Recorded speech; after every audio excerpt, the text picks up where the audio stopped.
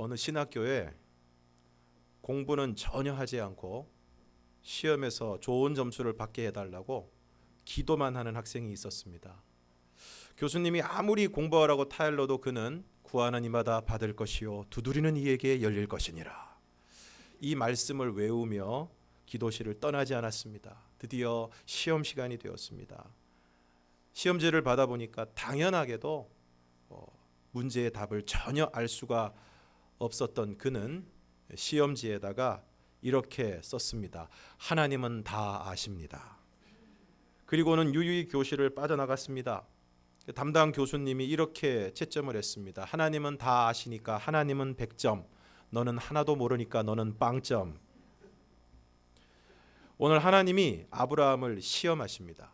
본문 1절과 2절을 함께 읽겠습니다. 시작. 그 일 후에 하나님이 아브라함을 시험하시려고 그를 부르시되 아브라함아 하시니 그가 이르되 내가 여기 있나이다. 여호와께서 이르시되 내 아들 내 사랑하는 독자 이삭을 데리고 모리아 땅으로 가서 내가 내게 일러준 한 산 거기서 그를 번제로 드리라. 시험에는 세 가지 종류가 있는데 첫째는 사람들을 죄에 빠지게 하기 위해서 사탄으로부터 오는 시험이 있습니다.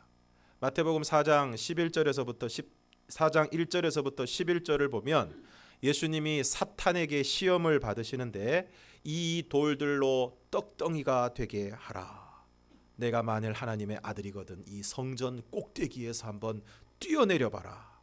만일 내게 엎드려 경배하면 이 모든 것을 내게 주리라 하는 것들입니다.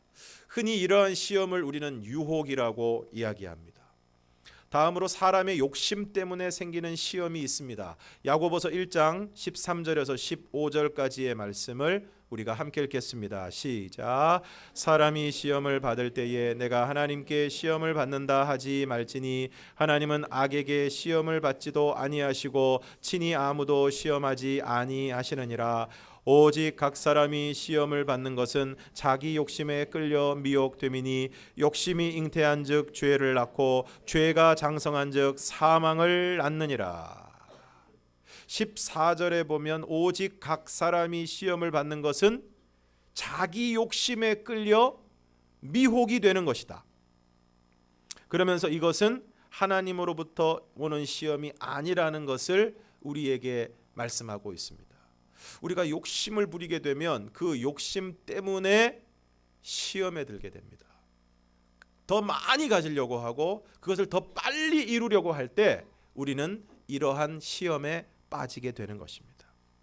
그리고 오늘 본문에 나오는 것처럼 하나님으로부터 오는 시험이 있습니다. 이것은 그 사람의 믿음과 인격을 단련하게 하기 위해서 성숙하게 하기 위해서 하나님이 주시는 테스트입니다. 그러므로 오늘 우리가 시험을 당할 때 먼저 지금 나에게 다가오는 이 시험의 성격이 무엇인지를 잘 분별해야 됩니다. 만약에 그것이 사탄으로부터 오는 시험, 유혹이라면 우리는 그것을 대적하고 물리쳐야 합니다. 그리고 특별히 예수님이 그러하셨던 것처럼 하나님의 말씀으로 그것을 물리쳐야 합니다. 유혹이 나에게 다가올 때 그 유혹에 자신을 내어주지 않고 무방비 상태로 그냥 내버려 두지 않고 그것을 경계하고 물리치고 하나님의 말씀으로 그것을 대적해야 됩니다. 여러분, 일이 너무 쉽게 풀리면 한번 의심해 보시기를 바랍니다. 그리고 별로 내가 그렇게 매력이 있는 사람도 아닌데 누군가가 갑자기 나를 너무 좋아하는 것 같으면 조금 조심하시기 바랍니다. 유혹이 가까이 오고 있습니다. 그리고 그것이 나의 욕심으로 인한 것이라면 무엇보다도 그 욕심을 버려야 하는 것입니다. 그리고 그것이 우리의 믿음을 시험하기 위해서 하나님으로부터 오는 시험이라면 우리는 그 시험을 잘 치러서 우리의 믿음과 인격이 성숙해져야 할 것입니다. 그런데 오늘 아브라함을 향한 하나님의 시험 내용은 무엇입니까? 우리가 2절을 다시 한번 읽겠습니다. 2절 시작.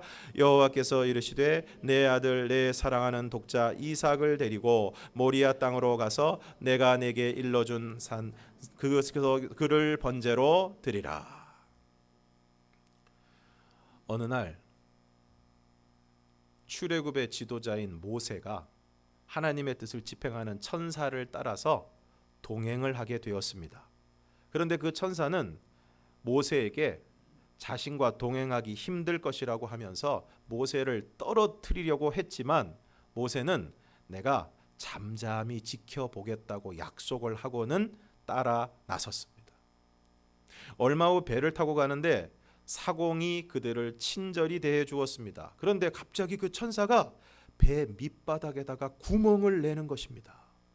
그래서 결국 배가 가라앉고 겨우 거기 있는 사람들은 살았지만 모세는 천사의 그 행동을 이해할 수가 없었습니다. 항의했지만 천사는 아무 말도 하지 않았습니다.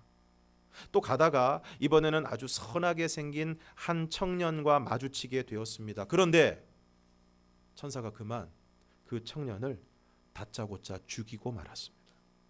너무 황당한 모세가 천사에게 따졌습니다. 그러자 천사가 그러니까 내가 당신과 같이 갈 수 없다고 이야기하지 않았습니까?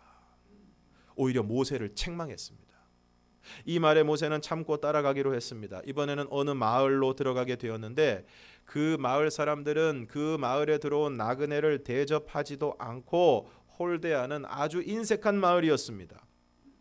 그런데 그 천사가 이번에는 그 마을에 허물어져 가던 담이 있었는데 그 담을 고쳐달라고 그 사람이 요청하지도 않았는데 천사가 나서서 그 담을 고쳐 주었습니다. 더 이상 참을 수 없게 된 모세가 그 천사에게 항변했습니다. 네, 이제 더 이상 당신과 함께 갈 수 없습니다. 지금까지 당신이 한 일들은 도대체 어떻게 된 일입니까? 하고 물었습니다. 그래서 천사가 이렇게 설명을 해 주었습니다. 첫 번째, 배에 구멍을 내었던 이유는 바로 뒤에서 해적들이 나타나서 조금 있으면 그 배를 급습하려고 했기 때문에 배에 구멍을 내어서 배는 침몰하더라도 그 배에 있는 사람들의 생명을 살리기 위해서 그렇게 한 것입니다. 두 번째, 소년을 죽인 이유는 그 소년이 지금 다른 사람을 해치려는 마음을 먹고 있기 때문에 그래서 지금 그를 데려가는 것이 그에게나 다른 사람에게도 더 좋았기 때문입니다. 세 번째, 악한 마을 사람들의 담을 고쳐준 이유는 그 담 밑에 보물이 숨겨져 있었기 때문입니다. 그 보물은 후에 가난한 고아 소년들의 몫이었기 때문에 내가 담을 세워 줌으로써 그 악인들이 악한 사람들이 보물을 발견하지 못하도록 한 것입니다. 말씀드린 이야기 속에서 모세는 천사의 설명을 듣기 이전에 천사가 하는 일들을 도무지 이해할 수가 없었습니다. 그리고 오늘 우리는 하나님께서 아브라함에게 명령하시는 그 명령을 도무지 이해할 수가 없습니다. 내 아들, 내 사랑하는 독자 이삭을 데리고 모리아 땅으로 가서 내가 내게 일러준 한 산, 거기서 그를 번제로 드리라.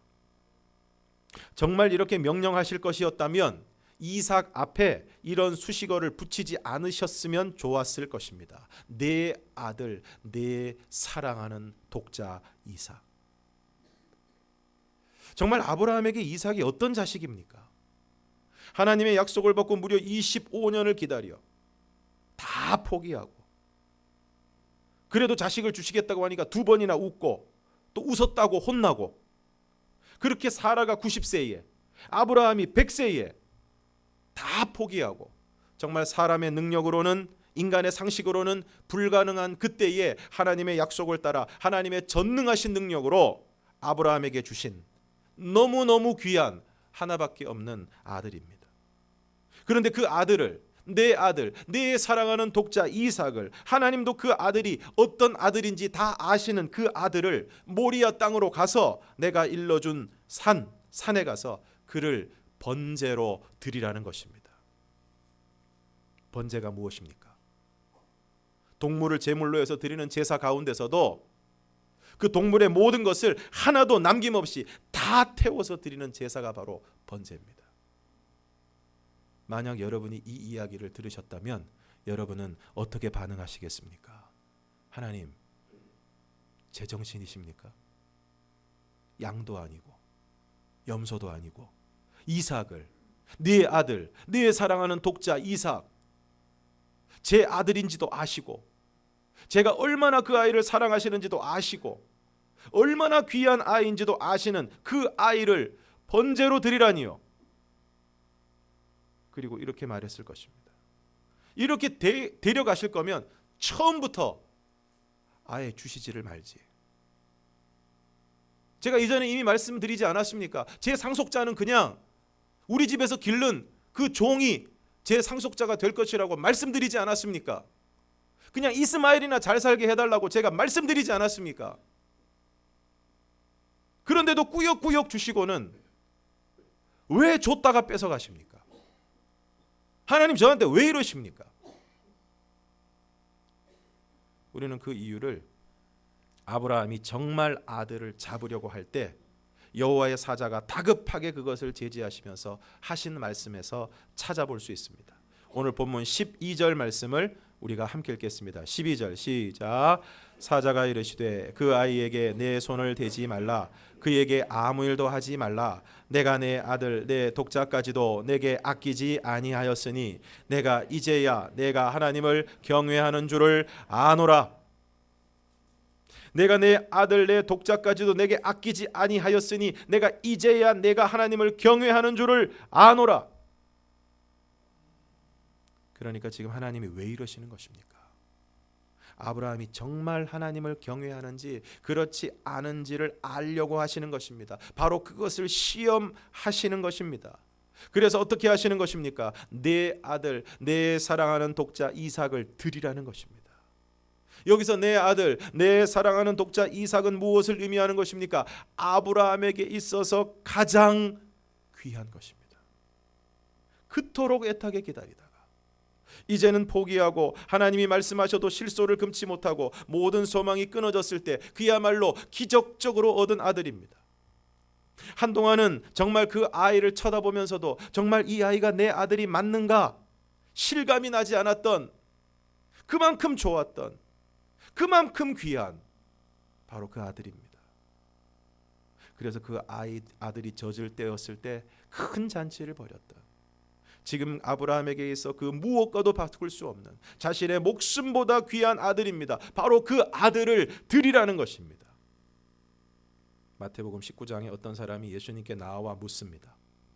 마태복음 19장 16절에서 22절까지의 말씀을 우리가 한 절씩 교독하겠습니다. 제가 먼저 16절을 읽겠습니다. 어떤 사람이 주께 와서 이르되 선생님이여 내가 무슨 선한 일을 하여야 영생을 얻으리이까?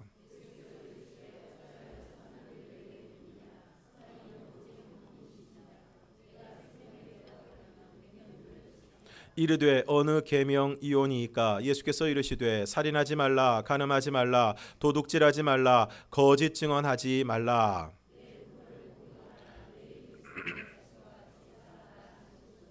그 청년이 이르되 이 모든 것을 내가 지키었사온데 아직도 무엇이 부족하니까?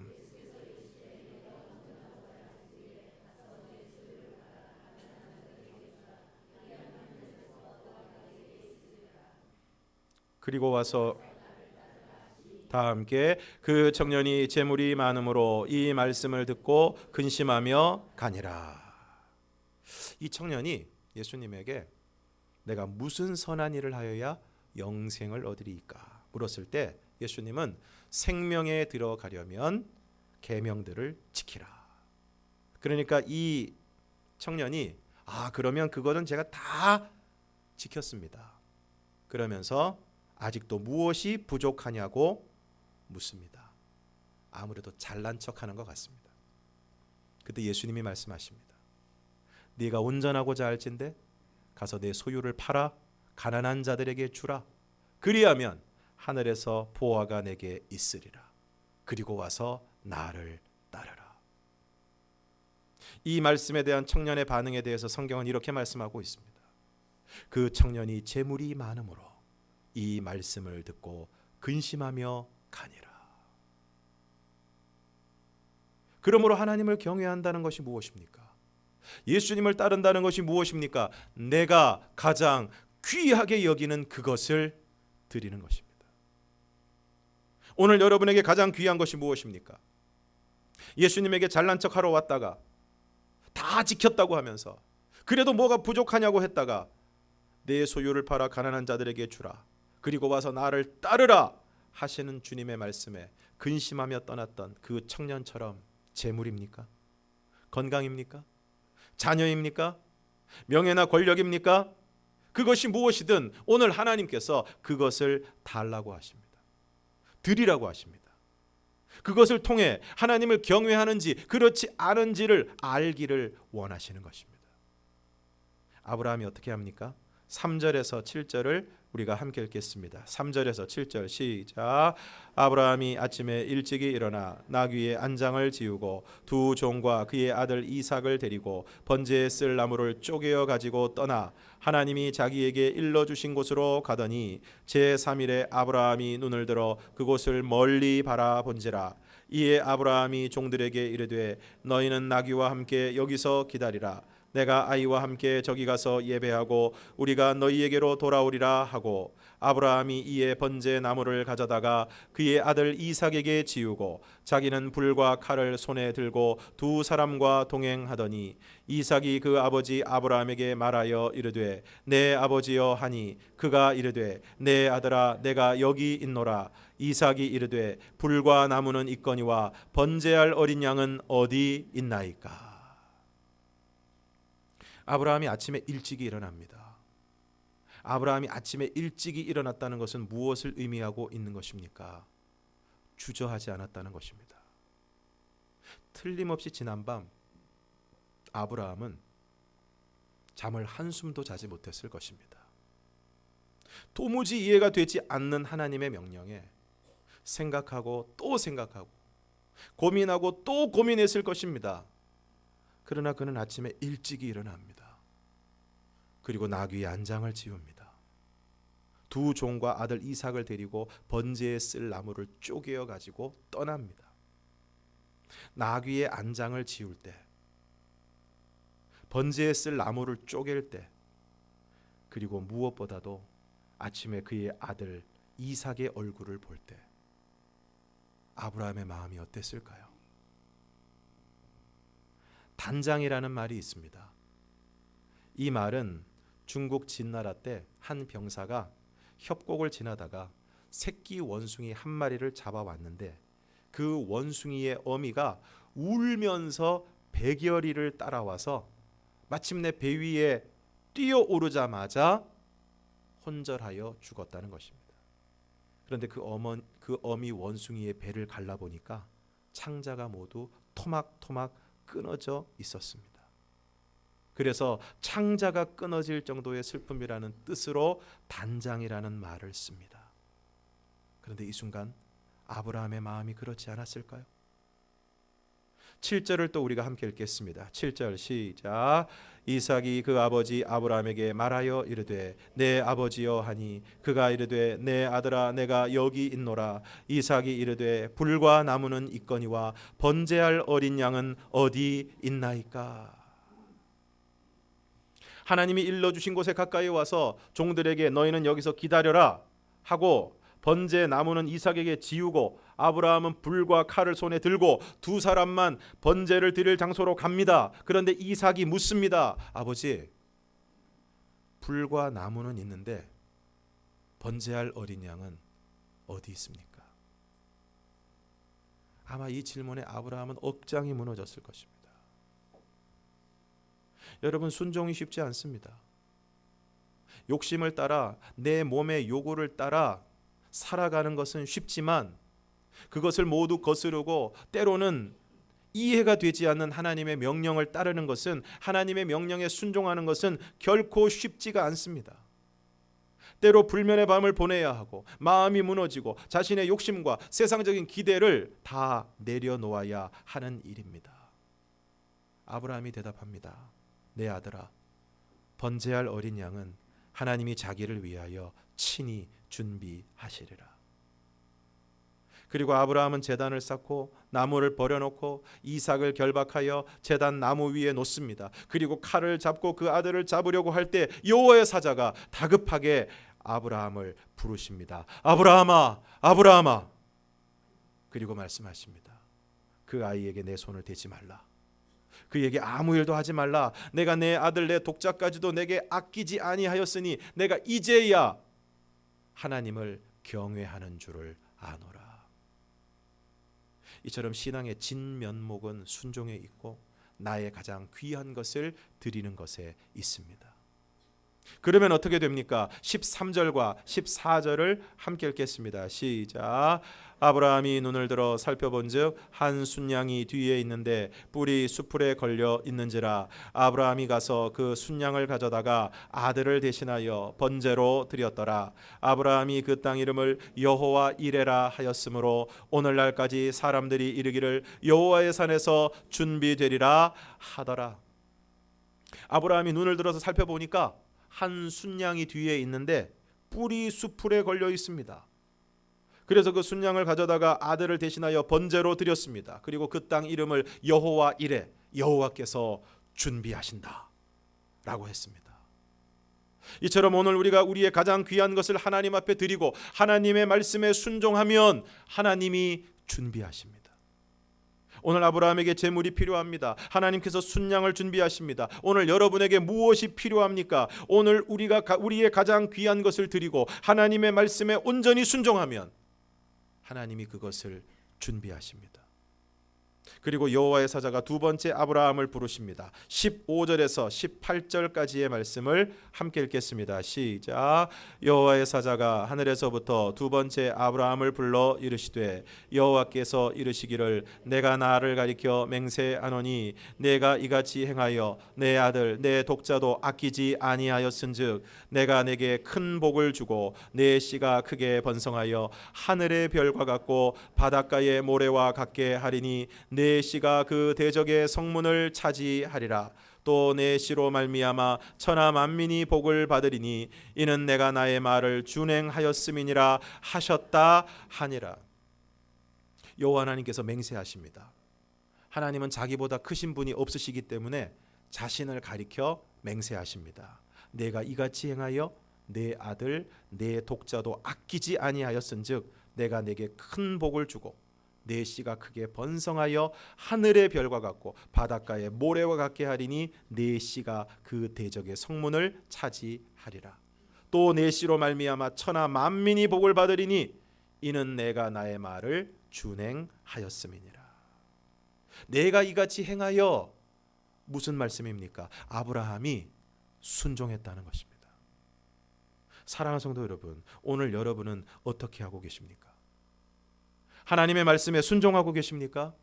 아니면 핑계하거나 지체하거나 불순종하고 계십니까? 아브라함은 순종했습니다. 어떻게 순종했습니까? 내 아들 내 독자도 아끼지 아니하였은즉.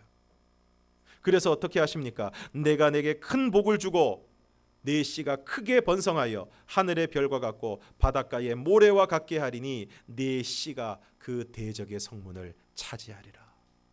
큰 복을 주시고 내 씨가 크게 번성하는데 하늘의 별과 같고 바닷가의 모래와 같게 하시겠다는 것입니다. 그리고 내 씨가 내 대적의 성문을 차지한다, 승리하게 하시고 너의 모든 삶의 지경을 넓혀 주시겠다는 것입니다. 그리고 내 씨로 말미암아 천하 만민이 복을 받을 것이라고 말씀하고 있습니다. 그것은 바로 아브라함의 후손으로 오시는 예수 그리스도로 말미암아 그야말로 천하 만민이 구원을 받는 것을 말씀하고 있는 것입니다. 그리고 다시 한번 이러한 복을 받는 이유를 분명하게 말씀하십니다. 이는 네가 나의 말을 준행하였음이니라. 준행이 무엇입니까? 쫓아서 행한다는 것입니다. 무엇을 쫓아서 행한다는 것입니까? 하나님의 명령을, 하나님의 말씀을 쫓아서 행한다는 것입니다. 그러므로 구원은 은혜로 받습니다. 그런데 복은 순종함으로 받습니다. 전 축구 국가대표 선수이고 지금은 해설위원으로 활동하고 있는 이영표 선수가 이런 간증을 했습니다. 2002년 월드컵 때 처음 두 경기를 출전하지 못했는데 개막 사흘 전인가 연습하다가 부딪혀서 넘어졌는데 근육이 12cm쯤 찢어져서 6주 진단에 회복까지는 3개월이 걸린다는 통보를 받았습니다. 깁스를 하고 아파서 걸을 수도 없었습니다. 월드컵을 포기해야 했습니다. 언론은 부상당한 이영표 대신 누가 투입되는가를 벌써부터 쏟아내고 있었습니다. 하루에 버스 2번 오가는 강원도 홍천 산골 출신 소년이 안양에 이사와서 달리기 잘한다고 축구선수가 되고 유일하게 품은 꿈이 국가대표가 되는 것이었는데, 그래서 청소년 시절에는 줄넘기 2단 뛰기 1000번을 한 번에 해낼 정도로 10년 넘게 개인 연습도 열심히 했고, 선수 시절에 예수님 믿고서 일평생 단 한 번의 기회가 될 대한민국 월드컵을 통해 하나님께 영광 돌리게 해달라고 기도하고 있었는데 왜 뛰지도 못하게 하시는가? 하나님께 너무 섭섭했습니다. 실망과 분노로 힘들어할 때 아는 선교사님이 욥기를 읽어보라 하셔서 말씀을 보는데 이런 주님의 음성이 제 속에서 들려왔습니다. 지금 너에게 가장 중요한 게 뭐냐? 당연히 축구고 월드컵입니다. 너 그거 나를 위해 포기할 수 있겠니? 말로는 월드컵으로 하나님께 영광 돌리겠다고 했지만 사실 내 속에는 이번에 잘해서 인정을 받고 유럽에 진출하고 싶다는 욕심이 있다는 것을 알게 되었습니다. 원망하던 마음이 하나님께 죄송하던 마음으로 바뀌고 월드컵을 포기하겠다고 진심으로 회개하며 기도하니 평안해지고 행복한 마음마저 들었습니다. 그리고 다음날 히딩크 감독님을 만났는데 예상 밖으로 저를 안 바꾸겠다고 하시더군요. 그때 감독님이 외국인 치료사 2명을 데리고 왔는데 그 중요한 경기를 앞두고 1명을 하루 종일 저에게만 붙여주셨어요. 다음날 신기하게도 다리가 아프지 않은 것입니다. 목발 없이 걸었고 사흘 뒤엔 뛰게도 되더라고요. 의료팀에서는 오진이 아니었느냐 재검사를 해야 한다는 말까지 나왔고, 하지만 저는 재활훈련을 하기로 해서 처음 2경기는 쉬고 3번째 포르투갈전에 나갔던 건데, 보통 선수가 10일 정도 쉬면 체력이 떨어져서 90분을 소화하지 못하는데 저는 전혀 힘들지가 않더라고요. 그날 어시스트한 공이 들어가서 16강 진출이 결정되고 운동장에서 믿는 선수들끼리 무릎 꿇고 한참을 감사하며 기도드렸는데 그 장면이 전 세계로 생중계되었다는 걸 나중에야 알았습니다. 수비수인데 골을 넣지 않고 어떻게 영광을 돌립니까? 제 생각에는 그랬는데 하나님이 하신 것입니다. 사랑하는 성도 여러분, 오늘 여러분에게 가장 귀한 것이 무엇입니까? 돈입니까? 시간입니까? 건강입니까? 명예입니까? 자녀입니까? 여러분의 추구와 성공입니까?